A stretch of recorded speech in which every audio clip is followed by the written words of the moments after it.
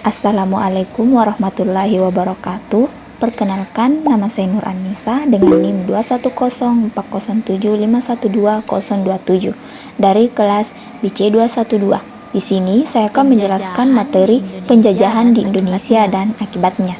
A. Latar belakang timbulnya penjajahan di Indonesia. Timbulnya penjajahan di Indonesia secara garis besar disebabkan oleh dua faktor, yaitu faktor internal dan faktor eksternal. Faktor internal yaitu kondisi politik, ekonomi, dan sosial budaya yang memungkinkan bangsa lain memasuki Indonesia untuk berdagang yang kemudian berusaha menguasai perdagangan dengan monopoli perdagangan. Sedangkan faktor eksternal yaitu kondisi yang terjadi di negara-negara barat sehingga mereka mengadakan ekspansi ke seluruh dunia secara rinci. Faktor-faktor tersebut sebagai berikut. 1. Faktor internal. Faktor internal ini terbagi menjadi 3, yaitu kontak hubungan perdagangan.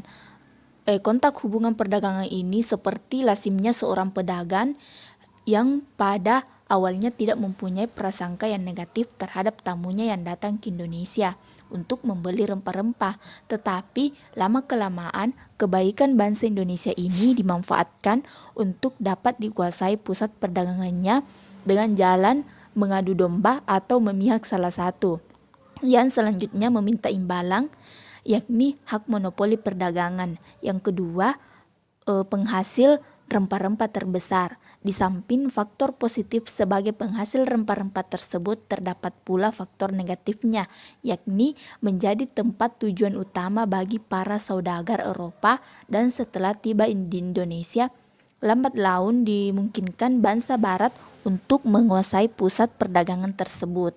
Dan yang ketiga, belum adanya rasa persatuan antara kerajaan yang satu dengan kerajaan yang lain. Justru sebaliknya mudah terpancing konflik dan dimanfaatkan oleh kaum penjajah. Dan yang kedua, faktor eksternal. Yang dimaksud faktor eksternal adalah kondisi yang terjadi di Eropa sehingga memungkinkan terjadinya penjajahan di Indonesia, tidak terlepas dari masuknya bangsa Barat ke Asia Tenggara pada abad ke-16 yang secara bertahap membawa bangsa Indonesia ke lingkup perdagangan internasional, dan bersamaan dengan itu pula secara bertahap demi setahap kekuasaan asing mulai masuk ke tanah air kita. Secara berturut-turut, bangsa Barat masuk ke Indonesia diawali oleh bangsa Portugis, kemudian disusul oleh Spanyol, Inggris, dan Belanda. Namun pada periode selanjutnya bangsa Spanyol lebih memusatkan perhatiannya di Filipina, bangsa Inggris mengutamakan sasarannya di India, sedangkan di Indonesia berhadapan dengan bermacam-macam corak imperialisme seperti Portugis, Spanyol, Belanda, dan Inggris. Walaupun yang terakhir ini masa kekuasaannya singkat saja.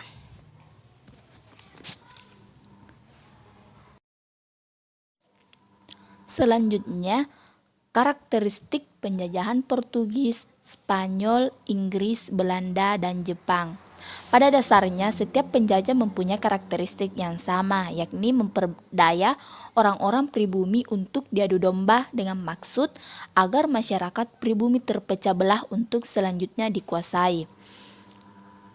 Namun, dilihat secara spesifik, bangsa-bangsa yang pernah menjajah Indonesia mempunyai karakteristik khusus ditinjau dari latar belakang dan masing-masing bangsa. Yang pertama, karakteristik penjajahan Portugis. Faktor penyebab Portugis mengadakan ekspansi ke arah timur disebabkan oleh penjajahan Tordesillas oleh Paul Alexander di Roma. Selangkah demi selangkah mereka arungi samudra yang menuju ke arah timur.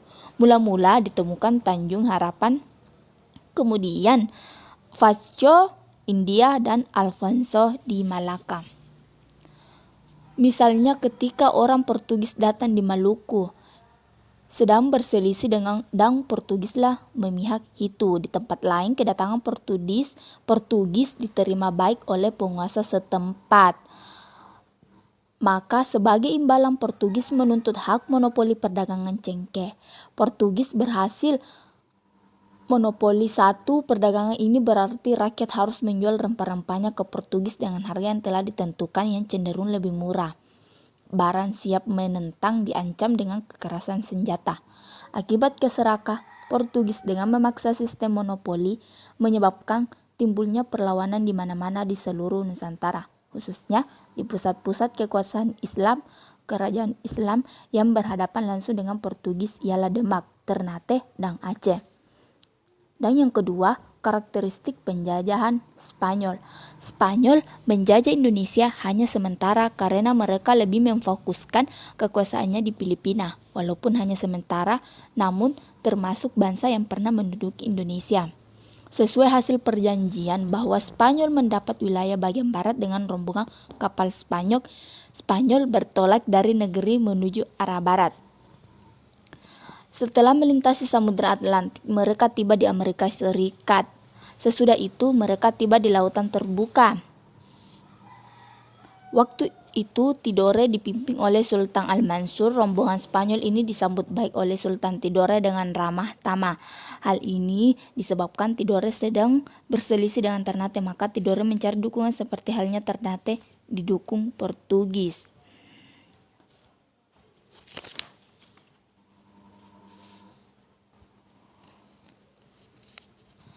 Dan yang keempat, karakteristik penjajahan Belanda.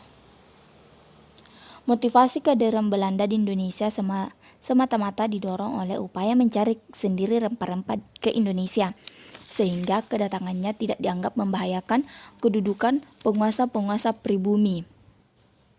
Belanda mencari sendiri jalan menuju Indonesia ketika di negerinya pecah perang agama antara pemeluk Katolik dan pemeluk Protestan yang berlangsung hampir 80 tahun.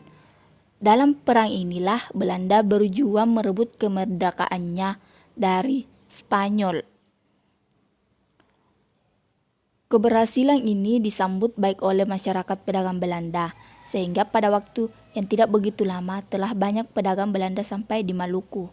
Karena kehadirannya, mereka di sini tidak dikoordinasi oleh pemerintah Belanda, maka di antara mereka terjadi persaingan yang tidak sehat. Untuk mengatasi persaingan ini dibentuklah Konsidagan Belanda pada tanggal 20 Maret 1602 dan diberi nama Verenigde Oost-Indische Compagnie atau VOC.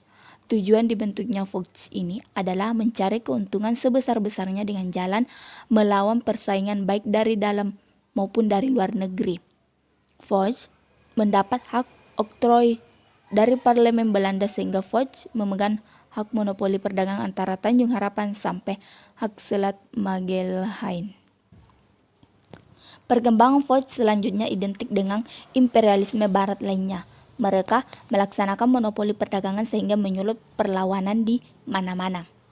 Lebih ketika J.P. Coen diangkat menjadi gubernur jenderal. Setelah VOC bubar, bentuk kekuasaan Belanda mengalami perubahan akibat dari pandangan progresif yang menyatakan pemerintah harus dipisahkan dari perdagangan.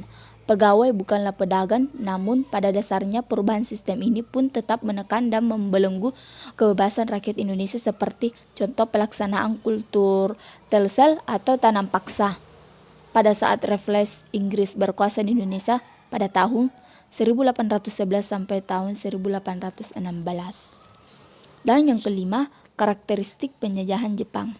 Latar belakang kehadiran Jepang di Indonesia tidak lepas dari sejarah perkembangan Jepang sendiri. Semula Jepang menutup diri dari pengaruh luar atau politik isolasi. Kemudian oleh negara barat dipaksa untuk membuka diri dengan jalan membuka kota-kota pelabuhan untuk kontak perdagangan dengan bangsa barat yang dampaknya sangat baik untuk kemajuan Jepang sendiri. Jepang memperoleh kedudukan terkemuka dalam lapangan ilmu pengetahuan, ekonomi, politik, dan kekuasaan. Untuk kepentingan hasil industri, maka Jepang harus mencari daerah-daerah pemasaran. Jepang harus merebut pasaran untuk hasil industrinya di wilayah Asia Pasifik. Untuk melaksanakan cita-cita ekspansi, maka angkatan perang harus diperkuat dan usaha ini mendapat dukungan sepenuhnya dari golongan militer, kaum pengusaha, dan juga rakyat Jepang.